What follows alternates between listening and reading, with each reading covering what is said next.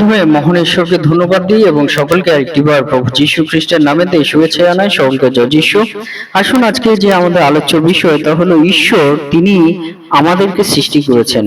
ঈশ্বর তার প্রতিমূর্তিতে আমাদের প্রত্যেককে, পুরুষ এবং স্ত্রী প্রত্যেককেই ঈশ্বর তিনি সৃষ্টি করেছেন। সেই বিষয় নিয়ে আজকে আমরা আলোচনা করব। তাই আসুন আমরা ঈশ্বরের বাক্য শুনি। আদি পুস্তক 1 অধ্যায় 27 পদ। তারপরে ঈশ্বর আপনার প্রতিমূর্তিতে মনুষ্যকে সৃষ্টি করিলেন, ঈশ্বরের প্রতিমূর্তিতেই তাহাকে সৃষ্টি করিলেন, পুরুষ ও স্ত্রী করিয়া তাহাদিওকে সৃষ্টি করিলেন। ঈশ্বর তার বাক্যে আমাদের প্রত্যেককে আশীর্বাদ যুক্ত করুন, আমেন। স্বর্গের পিতা সর্বশক্তিমান ঈশ্বর, আমাদের সৃষ্টিকারী প্রভু, তোমার মহানামের ধন্যবাদ, প্রশংসা এবং গৌরব দিই প্রভু। তুমি আমাদেরকে সৃষ্টি করেছো পিতা, পুরুষ এবং স্ত্রী করিয়া তুমি সৃষ্টি করেছো। তোমার আত্মা প্রভু, তুমি আমাদের জীবনে তোমার আত্মা সেই প্রাণবায়ু আমাদের জীবনে দিয়েছো এবং আমাদেরকে প্রাণবন্ত জীবন্ত করেছো পিতা। তাই তোমাকে ধন্যবাদ দিই। তোমার যে শক্তি, তোমার সেই শক্তিতে প্রভু তুমি আমাদেরকে গড়েছো, তাই তোমাকে ধন্যবাদ দিই প্রভু। আর এই সময় তোমার বাক্য যে শোনার সুযোগ করে দিচ্ছ প্রভু, সেই বাক্য মধ্যে দিয়ে তুমি আমাদের জীবনে কথা বলো, সঙ্গে থাকো। সকল ভার তুমি নাও, এই প্রার্থনা প্রভু যীশু খ্রিস্ট নামে চাই, আমেন। জয় যীশু।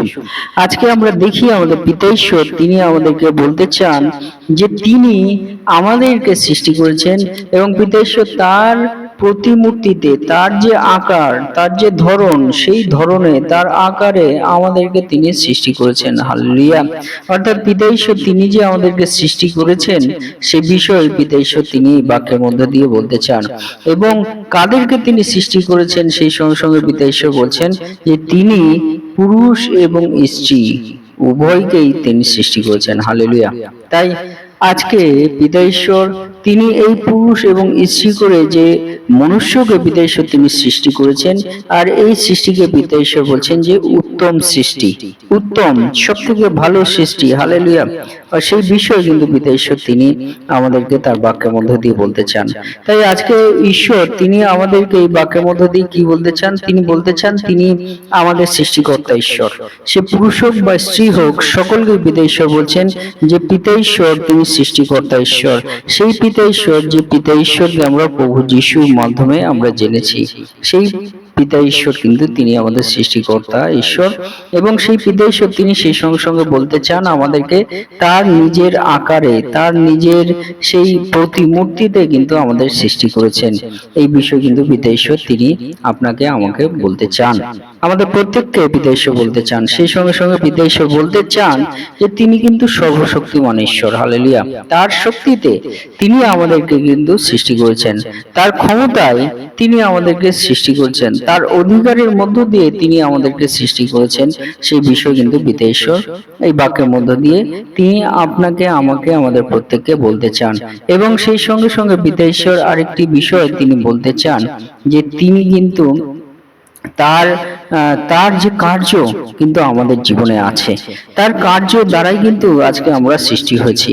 তার কার্য যদি না থাকতো তাহলে আমাদের অস্তিত্ব থাকতো না। তাই পিতা ঈশ্বর তিনি আমাদেরকে বলতে চান এই বাক্যের মধ্য দিয়ে কিন্তু পিতা ঈশ্বরের কার্য আমাদের জীবনে আছে এবং সেই কার্য কিন্তু প্রতিনিয়ত তিনি আমাদের জীবনে দান করছেন। এবং আরেকটি বিষয় পিতা ঈশ্বরের বাক্যের মধ্য দিয়ে তিনি আপনাকে আমাকে আমাদের প্রত্যেককে বলতে চান, তা হলো পিতা ঈশ্বর কিন্তু আমাদেরকে তার প্রাণবায়ু আমাদেরকে দিয়েছেন। সেই প্রাণবায়ু দ্বারাই কিন্তু আজকে আমরা জীবিত আছি, আমরা নিঃশ্বাস প্রশ্বাস আমরা নিতে পারছি। সেই বিষয় কিন্তু পিতা ঈশ্বর এই বাক্যের মধ্য দিয়ে বলতে চান। যদি আমরা কয়েকটি বাক্য দেখি, সে বাক্যের মধ্য দিয়ে বিভিন্ন বাইবেলের বিভিন্ন পুস্তকে কয়েকটি বাক্য যদি আমরা দেখি, তাহলে আমরা কিছুটা আমরা কিন্তু অনুমান করতে পারি যে পিতা ঈশ্বর আর কি কি আমাদের এই সৃষ্টির বিষয় আমাদেরকে বলতে চান। যিশায় তার যদি আমরা দেখি, যিশায় তার 43 অধ্যায়, যিশায় 43 অধ্যায় 7 পদ, সেখানে বলছে যে যে কেহ আমার নামে আখ্যাত, যাহাকে আমি আমার গৌরবার্থে সৃষ্টি করিয়াছি, সেই ব্যক্তিকে আনিয়া দাও। আমি তাহাকে নির্মাণ করিয়াছি, আমি তাহাকে গঠন করিয়াছি। আমেন। পিতা ঈশ্বরের সৃষ্টির বিষয় আর যে বিষয়টি তিনি বলতে চাইছেন যে কেহ আমার নামে আখ্যাত, যাহাকে আমি আমার গৌরবার্থে সৃষ্টি করিয়াছি, সেই ব্যক্তিকে আনিয়া দাও। আমি তাহাকে নির্মাণ করিয়াছি, আমি তাহাকে গঠন করিয়াছি। আমেন। অর্থাৎ পিতা ঈশ্বর তার সৃষ্টির বিষয় নিয়ে আমাদেরকে বলতে চান যে আমাদেরকে পিতা ঈশ্বর কিন্তু নির্মাণ করেছে, আমাদেরকে গঠন করেছে। সেই নির্মাণ করা এবং গঠন করা, কিভাবে নির্মাণ এবং গঠন হয়, আমরা যদি একটা গৃহ নির্মাণের বিষয় যদি আমরা দেখি, আমরা আর্থিকভাবে বুঝতে পারি যে সেই গৃহটাকে কিভাবে নির্মাণ করা হয়। তার ভিতটাকে প্রথমে শক্ত করা হয়, সেই বিম দেওয়া হয় চারধারে, এবং আস্তে আস্তে ইট দিয়ে সেই চারপাশটা তৈরি করা হয়। তারপরে পরবর্তীতে ছাদ দেওয়া হয়, এরকম ধাপে ধাপে। এবং গৃহের কোথায় দরজা হবে, কোথায় জানলা হবে, যা কিছু একটা গৃহকে নির্মাণ করার জন্য যা কিছু প্রয়োজন থাকে, গঠন করার জন্য যা কিছু আমাদের বুদ্ধির প্রয়োজন থাকে, এই সমস্ত কিছু কিন্তু পিতা ঈশ্বর তিনি কিন্তু স্বহস্তে তিনি করেছেন। হালেলুয়া। তার অর্থাৎ পিতা ঈশ্বর তার মানে বলতে চান যে আমাদের হাত, পা, নখ, আমাদের চোখ, আমাদের মস্তিষ্ক, আমাদের সমস্ত শরীরের অংশ যদি আমরা দেখি কোথায় কেমন ভাবে সৃষ্টি করে রাখতে হবে, এই সমস্ত কিছু গঠন কিন্তু পিতা ঈশ্বর তিনি করেছেন। এই বাক্যের মধ্য দিয়ে পিতা ঈশ্বর তার সৃষ্টির বিষয় কিন্তু আমাদেরকে বলতে চান।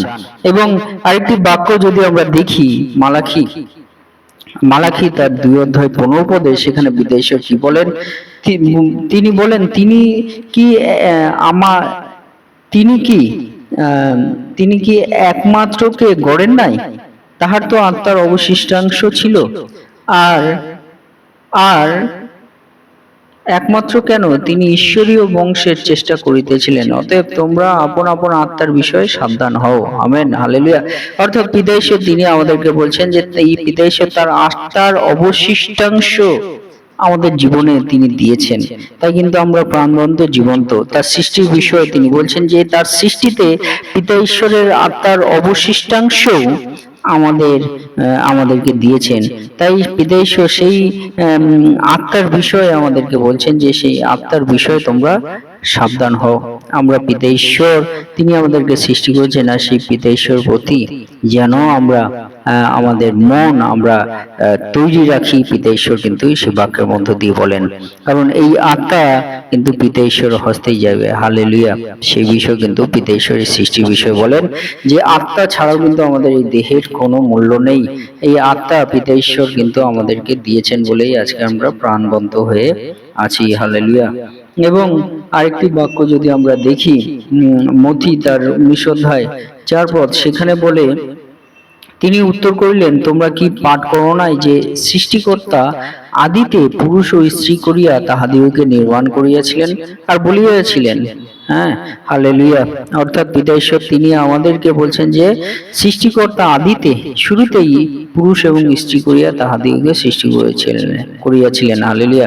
তাই পুরুষ এবং স্ত্রী উভয়কেই মনে রাখতে হবে যে যারা পুরুষরা আমরা শুনছি, যারা স্ত্রীরা যারা এই মুহূর্তে শুনছেন, সকলকেই পিতা ঈশ্বর কিন্তু বাক্যের মধ্য দিয়ে বলতে চান যে সদাপ্রভু সনাতন পিতা আমাদের সেই প্রভু যীশু খ্রিস্টের মধ্য দিয়ে যে পিতাকে আমরা জেনেছি, তিনি কিন্তু আমাদের সৃষ্টিকর্তা ঈশ্বর। তিনি আমাদের স্ত্রী এবং পুরুষ সকলকে কিন্তু তিনি সৃষ্টি করেছেন এবং তার কার্য প্রতিনিয়ত আমাদের জীবনে আছে। তাই সেই সৃষ্টিকর্তা ঈশ্বরকে আমাদের যে বিষয় আমাদের মনে রাখতে হবে, তার প্রশংসা, তার ধন্যবাদ, তার মহিমা, তার গৌরব আমরা যেন করি এবং তাকে যেন ডাকি, তার চরণতলে আমরা যেন থাকি, তার কাছে আমাদের সমস্ত জীবন, প্রাণ, আত্মা, মন আমরা যেন সমর্পিত করি। সে মধ্য দিয়ে সে পিতা ঈশ্বর কিন্তু তিনি খুশি হন, তিনি সন্তুষ্ট হন, তিনি গৌরবান্বিত হন, তিনি মহিমান্বিত হন এবং তিনি আমাদেরকে দয়া করেন, সাহায্য করেন, আশীর্বাদ করেন, তিনি আমাদেরকে পরিচালনা করেন। তাই আসুন সেই পিতা ঈশ্বরের চরণতলে আমাদের জীবনকে আমরা সমর্পিত করি। ঈশ্বর তার বাক্যে আমাদের প্রত্যেককে আশীর্বাদ যুক্ত করুন। আমেন। জয় যিশু, জয় যিশু, জয় যিশু। এই মুহূর্তে পিতা ঈশ্বরের প্রেম এবং প্রভু যীশু খ্রিস্টের অনুগ্রহ এবং পবিত্র আত্মার সহযোগিতা যুগ থেকে যুগান্ত পর্যন্ত আপনাদের সকলের জীবনে বিরাজিত হোক। আমেন। জয় যিশু, জয় যিশু।